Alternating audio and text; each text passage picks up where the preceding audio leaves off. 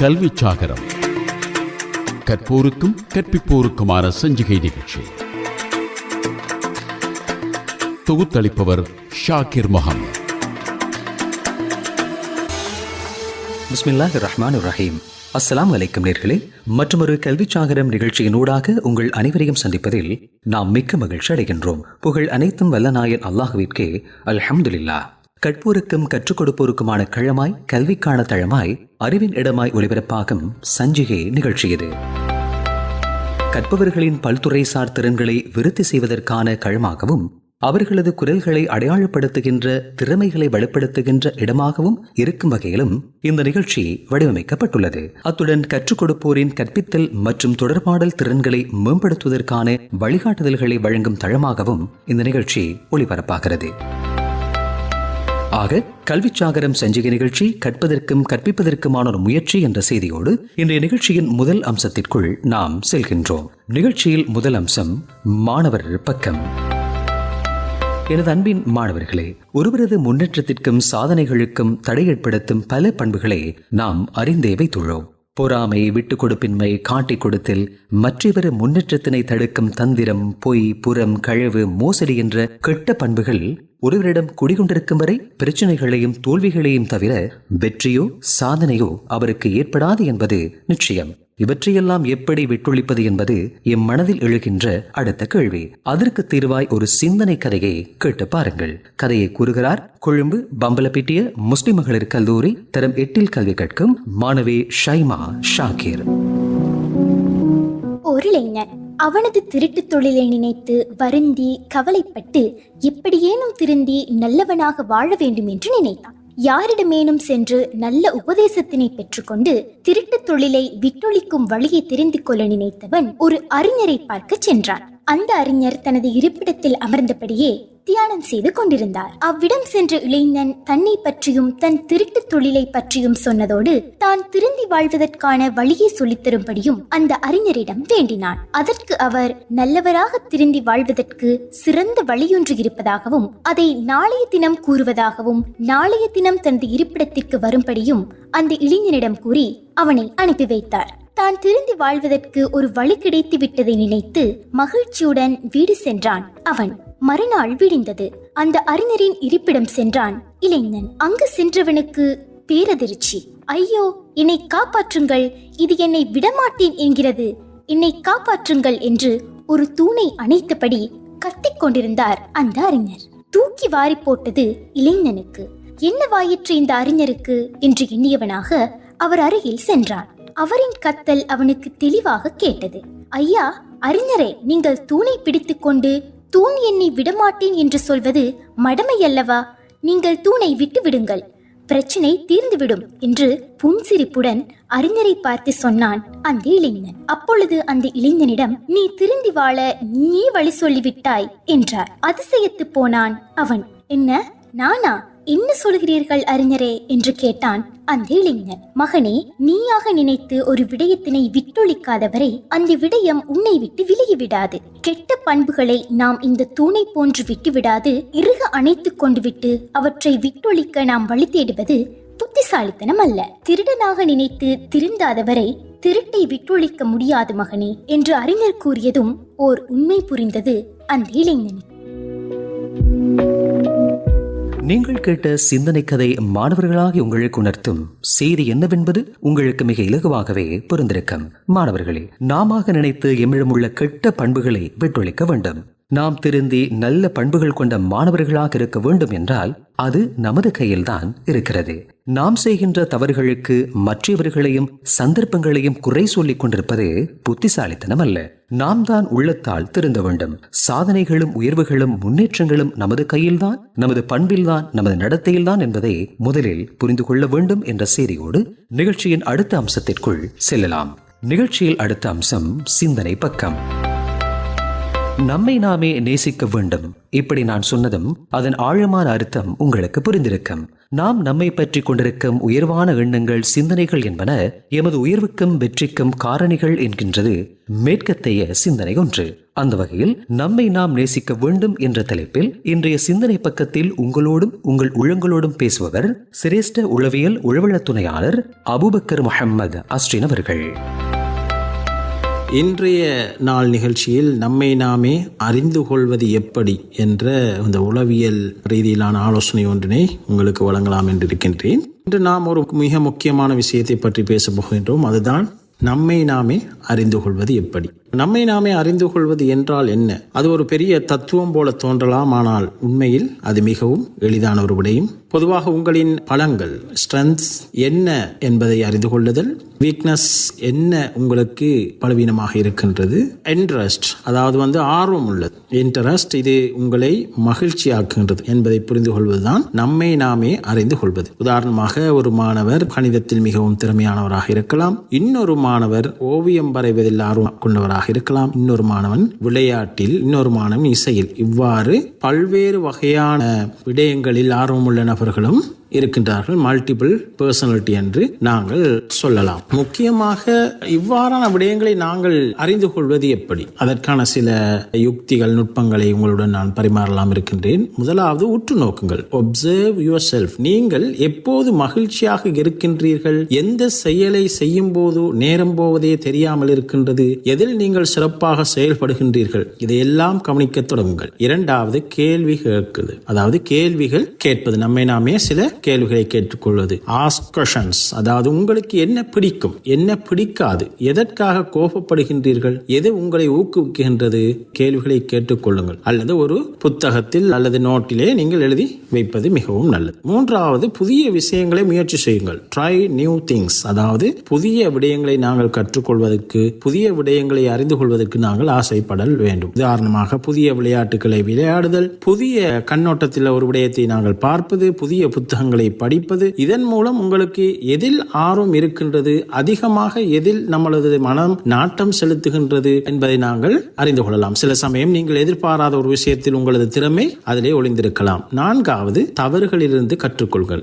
Learn from mistakes. நாங்கள் என்னென்ன தவறுகள், ஃபெயிலியர் அதாவது தோல்வி அடைகின்றோமோ, நாம் விட்ட தவறு, ஏன் இது நடந்தது, இவ்வாறான தவறு ஏற்பட்டதற்கான காரணம் என்ன, என்னென்ன பிரச்சனைகள் இதனால் தோன்றியது, இதனால் என்னுடைய உளம், மனம் அல்லது ஆற்றல், என்னுடைய திறன், என்னுடைய பர்சனாலிட்டி, ஆளுமை இதில் எவ்வாறு செல்வாக்கு செலுத்தியது என்பதை நாங்கள் புரிந்து கொள்ளலாம். இவ்வாறு நாங்கள் புரிந்து கொள்கின்ற போது நிச்சயமாக எங்களுடைய வாழ்க்கையிலேயே நாங்கள் பலம் என்னவென்று அறிந்தால் அதை வளர்த்து கொண்டு முன்னேறலாம். பலவீனங்களை அறிந்தால் அவற்றை சரி செய்ய முயற்சி செய்யலாம். உங்களுக்கு என்ன ஆர்வம் என்று தெரிந்தால் அதை நோக்கி உங்களது இலட்சிய பயணத்தை தொடங்கலாம். இது உங்களை சரியான பாதையில் அழைத்து செல்ல, நிறைவான வாழ்க்கை உதவுவதற்கும் பெரும் வழிகாட்டியாக அமையும். நீங்கள் உங்களை அறிந்து கொள்வதற்கு நான் சொன்ன யுக்திகளை நீங்கள் பயன்படுத்தி தவறாமல் நீங்கள் பின்பற்றி வந்தீர்கள் என்றால் நிச்சயமாக நீங்கள் எதிர்காலத்தில் ஒரு நல்ல சிறந்த நட்பிரஜையாக உருவாகலாம்.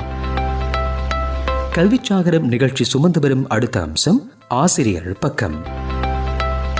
தாய்மொழி பாடங்களை கற்பிக்கும் போது ஆசிரியர்கள் என்ற வகையில் நாம் பல்வேறு கற்பித்தல் நுட்பங்களை பயன்படுத்துவோம். பல்வேறு விடயங்களில் கவனம் செலுத்துவோம். மாணவர்களில் சிறந்த தேர்ச்சி ஏற்படுத்துவதற்கு மிகுந்த சிரத்தையையும் நாம் எடுத்துக்கொள்வோம். அந்த வகையில் தமிழ் மொழி பாடத்தில் இலக்கண பகுதிகளை கற்றுக் கொடுக்கின்ற முறைகள், நுட்பங்கள் பற்றிய விடயங்களை கல்விச்சாகரம் நிகழ்ச்சியின் ஆசிரியர் பக்கத்தில் வழங்குகிறார் பாணுதுரை ஒரேதுடுவ முஸ்லிம் மகாவித்யாலயத்தின் ஆசிரியர் ஃபஸ்லான் ஃபாரூக் அவர்கள். இலக்கணம் கற்பிப்பது எவ்வாறு என்ற விடயங்கள் பற்றியும், அவ்விலக்கணம் எவ்வாறு மாணவர்களுக்கு கற்பிக்கப்பட வேண்டும் என்ற விடயங்கள் பற்றியும் ஆராயவிருக்கிறோம்.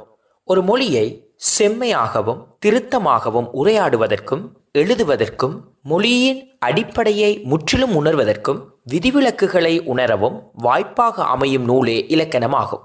எனவே இவ்விலக்கண நூல்களை கற்பதன் மூலம் மாணவர்களுக்கு ஏற்படும் மொழி சிக்கல்களை தீர்க்க இலக்கண கல்வி உதவுகிறது. ஆகவே இலக்கியங்களை கற்கவும் அதனை விளங்கவும் இலக்கண கல்வி அவசியமாகிறது. இதனாலேயேதான் நன்னூல் 141வது சூத்திரத்தில் இவ்வாறு கூறப்பட்டுள்ளது: இலக்கியம் கண்டதற்கு இலக்கணம் இயம்பல். அதாவது இலக்கியத்தை விளங்க இலக்கண கல்வி தேவை என்பதையே இது உணர்த்துகிறது. இதன் அடிப்படையில் தமிழ் இலக்கணங்களை மாணவர்களுக்கு கற்பிக்கிற பொழுதோ கைகொள்ள வேண்டிய, அதாவது கருத்தில் கொள்ள வேண்டிய விடயங்கள் பற்றி ஆராய்வோமாக இருந்தால், முதலில் எளிய முறையில் இலக்கண விதிகளையும் வார்த்தைகளையும் விளக்கி இலக்கணத்தின் அடிப்படை விடயங்களை தெளிவுபடுத்த வேண்டும். அவ்வாறு இருந்தால்தான் மாணவர்கள் அதனை இலகுவில் விளங்கிக் கொள்வார்கள். இலக்கண விதியை விளக்கும் போது அன்றாட வாழ்வியல் பயன்படுத்தும் உதாரணங்களுடன் விளக்க வேண்டும். உதாரணமாக பெயர்ச்சொல், வினைச்சொல், இடைச்சொல் போன்றவற்றை இவ்வாறு விளக்கலாம். மேலும் குழுக்களாக பிரித்து அவர்களுக்கு பொறுப்புகளை ஒப்படைக்க வேண்டும் என்பதோடு அக்குழுக்களின் இருப்பிடங்களுக்கு ஆசிரியர்கள் சென்று வழிகாட்டுவதும் பயிற்சி பாடங்களை கொடுக்கவும் வேண்டும். அதன் மூலமே மாணவர்கள் கற்றதை பயிற்சி செய்ய அது உதவுகிறது. மேலும் செயற்பாடுகளினூடாகவும் விளையாட்டு முறைகளினூடாகவும் வேடிக்கை வழிமுறைகளை கையாண்டு இலக்கணத்தை கற்பிக்கிற பொழுது அதனை மாணாக்கள் இலகுவில் புரிந்து கொள்கிறார்கள். அவர்களின் ஆர்வத்தை தூண்ட வேடிக்கை மற்றும் பயனுள்ள வழிமுறைகளை பயன்படுத்துவதோடு கதைப்பதற்கு மாணவர்களுக்கு இடம் கொடுக்கவும் வேண்டும். அப்போதுதான் மாணவர்களுக்கு ஏற்படும் சந்தேகங்களையும் தீர்க்கலாம். மேற்கூறிய வழிமுறைகளை பின்பற்றி மாணவர்களுக்கு இலக்கண கல்வியை கற்பிக்கும் பொழுது அதனூடாக அவர்கள் பல்வேறுபட்ட நன்மைகளை பெறுகிறார்கள். அந்த வகையில் நாங்கள் நோக்குவோமாக இருந்தால், முதலாவதாக அவனது மொழி ஆற்றல் மேம்படுவதுடன் அவனது எழுத்துக்கள் மற்றும் பேச்சு திறம் என்பனவும் மேம்பட இக்கல்வி உதவுகிறது. அத்தோடு தமிழ் உச்சரிப்புகளை கற்றுக்கொள்ளவும் வார்த்தைகளையும் எழுத்துக்களையும் சரியாக பயன்படுத்தவும் அவன் கற்றுக்கொள்கிறான். இதன் மூலமே எழுத்து பிழையின்றி எழுதவும் அதனை கண்டறியவும் எழுதும் திறனை மேம்படுத்தவும் பல்வேறுபட்ட திறன்களை அவனால் வளர்த்து கொள்ளவும் முடிகிறது. மேலும் மொழியின் கட்டமைப்புகளை புரிந்து மொழியை சரியாக பயன்படுத்தும் ஆற்றலையும் இவ்விலக்கண கல்வி அவனுக்கு கொடுக்கிறது. எனவே ஒரு இலக்கண கல்வியினூடாகத்தான் ஒரு பூரண மனிதனாகவும் எழுத்தறிவின் திறனையும் அவனால் உணர்ந்து கொள்ள முடிகிறது. ஆகவே இலக்கியத்தை விளங்குவதற்கும் அதனை உணர்வதற்கும் மொழியை சரியாக உச்சரிப்பதற்கும் எழுத்து பிழைகளை திருத்தி அவனுடைய எழுத்தாற்றலையும் மொழியாற்றலையும் வளர்ப்பதற்கும் இந்த கல்வி, அதாவது இலக்கண கல்வியை கற்பது பெரும் பயனுள்ளதாக அமையும் என கூறி விடைபெறுகிறேன். கல்விக்கான தளமாய் அறிவின் இடமாய் ஒலிபரப்பாகும் கல்வி சாகரம் நிகழ்ச்சியில் நாம் தரும் அடுத்த அம்சம் தேடலின் பக்கம். மாணவர்களே, வாழ்க்கையில் சாதிக்க நினைக்கும் உங்கள் ஒவ்வொருவருக்குள்ளும் தொழில் திறமைகள் இருக்கின்றன. அவற்றை சரியாக இனங்கண்டு சரியான வழிகாட்டுதல்களுடன் வாழ்க்கையில் முன்னேறிச் செல்வதற்கான பாதையை நீங்கள் அறிந்து வைத்திருப்பது அவசியமானது. அந்த வகையில் மாணவர்களின் தொழில் திறமைகளை இனங்கண்டு நாளைய தொழில் உலகிற்கு பல்துறைசார் நிபுணர்களை உருவாக்கும் முயற்சியாக இலங்கையின் கல்வி திட்டத்தில் உள்வாங்கப்பட்டிருப்பதே 13 வருட உத்தரவாதம் அளிக்கப்பட்ட தொழில் கல்வி திட்டம். அது தொடர்பான முக்கிய விடயங்களை முன்னைய கல்வி சாகரம் நிகழ்ச்சி ஒன்றில் நாம் பேசியிருந்தோம். அந்த வகையில் இன்றைய நிகழ்ச்சியில் ஒரு மாணவர் உயர்தரத்தில் 13 வருட உத்தரவாதம் அளிக்கப்பட்ட தொழில் கல்வியை கற்ற பின்னர் அவருக்கு எதிர்காலத்தில் காத்திருக்கின்ற தொழில் வாய்ப்புகள் பற்றிய விடயங்களை நம்முடன் பகிர்ந்து கொள்கிறார் பாணதுரை ஒரேதுருவ முஸ்லிம் மகா வித்தியாலயத்தின் 13 வருட உத்தரவாதம் அளிக்கப்பட்ட தொழில் கல்வி திட்டத்தின் பொறுப்பாசிரியர் A.L. உபைதுல்லா அவர்கள். முன்னைய வாரம் நாம் உயர்தர தொழிற்கல்வி சம்பந்தமாகவும் உங்களுடன் கலந்தாலோசித்தோம். இம்முறை நாம் பார்க்க இருப்பது ஏ-லெவல் வொகேஷனல் ஸ்ட்ரீமில் இணைந்து கொள்ளும் மாணவர்கள் எவ்வாறு கற்கின்றார்கள், அதன் பின்னர் அவர்களுக்கு கிடைக்கும் தொழில் வாய்ப்புகள் என்ன என்பது சம்பந்தமாகவே உரையாட இருக்கின்றோம். 12ஆம் ஆண்டில் மாணவர்கள் பாடசாலைக்கு இணைந்து கொள்ளப்பட்டதன் பின்னர் 6 மாதங்கள் பாடசாலையில் கற்பார்கள். 13ஆம் ஆண்டில் மாணவர்கள் கல்வி அமைச்சின் அனுமதியை பெற்ற தொழில் பயிற்சி நிறுவனங்களில் இணைந்து அதன் மூலம் அங்கு தொழிற்பயிற்சியினை கற்பார்கள். அதாவது vocational training authority, technical college, SLITHM, Ceylon hotel school, gem and jewellery research and training centre, national institute of sports போன்ற தொழிற்பயிற்சி நிறுவனங்களிலேயே அவர்கள் தொழிற்பயிற்சி சம்பந்தமாக 6 மாதங்கள் கற்பார்கள். அதன் பின்னர் மாணவர்கள் 6 மாத காலம் ஒன் ஜாப் ட்ரைனிங் வேலையுடன் கூடிய தொழிற்பயிற்சியினை பெறுவார்கள். அதன் பின்னரே மாணவர்களுக்கு TVEC நிறுவனத்தினால் NVQ சம்பந்தமான பரீட்சை நடாத்தப்பட்டு பிராக்டிக்கல் எக்ஸாம் மூலமாக பாஸ் ஆகும் மாணவர்களுக்கு NVQ லெவல் 4 சர்டிபிகேட் வழங்கப்படுவதோடு பாடசாலையில் இருந்தும் மாணவர்களுக்கு A-லெவல் வொகேஷனல் ஸ்ட்ரீமில் பாஸ் என்ற லீவிங் சர்டிபிகேட் வழங்கப்படுகின்றது.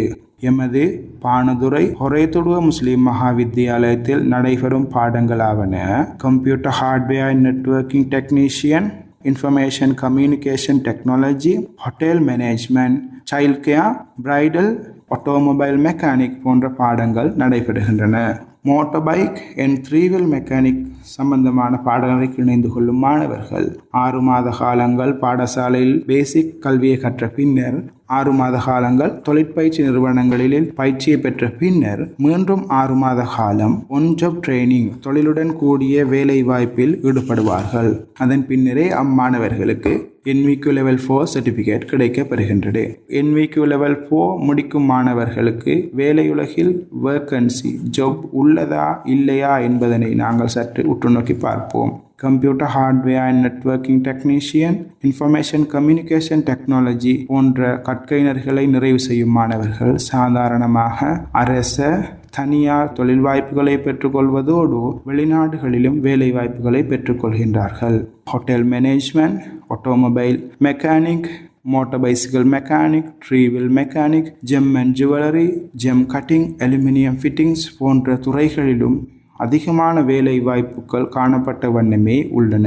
எனவே உயர்தர தொழிற்கல்வித்துறை பிரிவில் இணைந்து உங்களுக்கு விருப்பமான, ஆர்வமுள்ள, திறமையுள்ள, ஆசையான துறையில் இணைவதன் மூலம் வேலை உலகிற்கு பொருத்தமான ஒரு டெக்னீசியனாக தேர்ச்சியும் திறமையும் உள்ள ஒரு டெக்னீசியன் தொழிலாளராக உங்களுக்கு வேலை உலகிற்கு இணைய வேண்டுமாக இருந்தால் நீங்கள் இவ்வாறான துறைகளில் இணைவதன் மூலம் உங்களது இலக்கை அடைந்து கொள்ள முடியும்.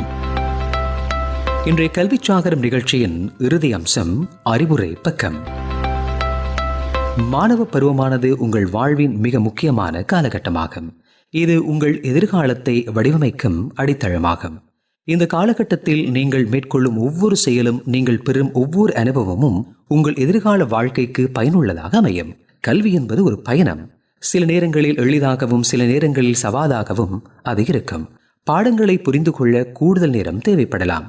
பரீட்சைகளில் எதிர்பார்த்த பெறுபேறுகள் கிடைக்காமல் போகலாம். இது போன்ற சமயங்களில் துவண்டு விடாமல் இன்னும் கூடுதலாக முயற்சி செய்வதே கடின உழைப்பு. ஒவ்வொரு நாளும் பாடங்களில் கவனம் செலுத்துவது, வீட்டு பாடங்களை சரியாக செய்வது, பரீட்சைகளுக்கு திட்டமிட்டு படிப்பது, புரியாத விடயங்களை திரும்ப திரும்ப படித்து புரிந்து கொள்ள முயற்சிப்பது என இவை அனைத்தும் கடின உழைப்பின் வடிவங்களே. தோல்விகள் வெற்றிக்கான படிகளை அன்றி தடைகள் அல்ல. ஒரு பரீட்சையில் குறைந்த பெறுபேற்றினை பெற்றாலோ அல்லது ஒரு போட்டியில் வெற்றி பெறாவிட்டாலோ அது உலகத்தின் முடிவு அல்ல. எங்கே தவறு செய்தோம் என்பதை ஆராய்ந்து அதிலிருந்து கற்றுக்கொண்டு அடுத்த முறை அதை சரி செய்ய முயற்சிப்பதே முக்கியம். தோல்விகள் உங்களுக்கு பொறுமையையும் விடாமுயற்சியையும் கற்றுக் கொடுக்கும். அதே போன்றுதான் நீங்கள் படிப்பது ஏன், உங்கள் எதிர்கால இலட்சியம் என்ன என்பதை தெளிவாக தெரிந்து கொள்ளுங்கள். ஒரு குறிக்கோள் இருக்கும் போது உங்கள் கடின உழைப்பிற்கு ஒரு அர்த்தம் கிடைக்கும். சிறிய சிறிய குறிக்கோள்களை நிர்ணயித்து அவற்றை அடைய முயற்சிப்பது உங்களை ஊக்கப்படுத்தும். பாடப்புத்தகங்களுக்கு அப்பாலும் நிறைய விடயங்களை கற்றுக்கொள்ளுங்கள். புதிய விடயங்களை தெரிந்து கொள்ளும் ஆர்வம் உங்களை ஒரு சிறந்த மாணவராகவும் சிறந்த மனிதராகவும் உருவாக்கும் என்ற செய்தியோடு இன்றைய கல்விச்சாகரம் நிகழ்ச்சியினை நிறைவுக்கு கொண்டு வருகின்றோம். இந்த நிகழ்ச்சியில் என்னுடன் குரல் தந்த சகலருக்கும், கவனமாக செவிமடுத்த உங்களுக்கும் நன்றிகளை தெரிவித்துக் கொண்டு மீண்டும் மற்றொரு நிகழ்ச்சியில் உங்கள் அனைவரையும் சந்திக்கும் வரை சலாம் கூறி விடைபெற்றுக் கொள்கின்றோம். அஸ்ஸலாமு அலைக்கும் வரஹ்மத்துல்லாஹி வபரகாத்துஹு. கல்விச்சாகரம், கற்போருக்கும் கற்பிப்போருக்குமான சஞ்சிகை நிகழ்ச்சி கேட்டீர்கள். தொகுத்தளித்தவர் ஷாகிர் முகமது. நிகழ்ச்சி தயாரிப்பு இஸ்பஹான் ஷாஃப்தீன்.